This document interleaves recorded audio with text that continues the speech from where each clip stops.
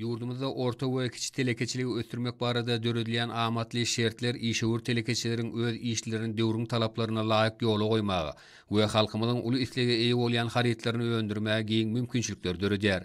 Pekin paýhas ummany magtymyl pragy ýylyna joşuly dähme çeken telekeçiler halkymyzyň ösen isleglerini ýyzderli öwrenmek bilen içerki bazarlarymyzda harit bolçulugyny emele getirmäge özleriniň munasyp goşantlaryny goşýarlar.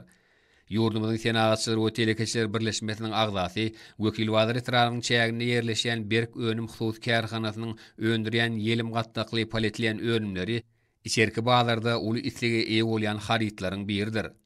Bu husus kärhananyň agda bir işgärler kämil tehnologiýa enzamlarda öndürilen önümlerini tehnologik talaplara dol laýyk derejede, dürli ölçeglerde öndürip halkymyza el ýetirli bahadan ýetirýärler. Bu ýerde dünýä belli kompaniýalaryň enzamlary oturdulup, öndürilen önümleriň görnüşleri barha artdyrylýar.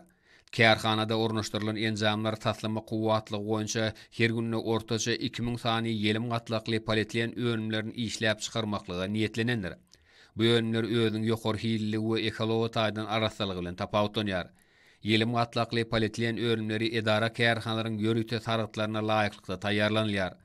Kärhananyň işleri pekin paýhas ummany magtymyl praýylynyň her bir iş günni zähmet üstünlüklerini beslemek bilen şuwlar hasa joşuly zähmet çekýärler.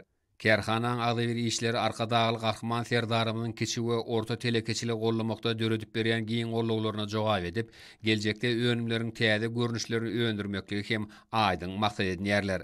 Kärhananyň işewur telekeçileri döredilen giň mümkinçilikler üçin gahryman arkadaýymyza hem de arkadaýly gahryman serdarymyza alkyş sözlerini aýdýarlar.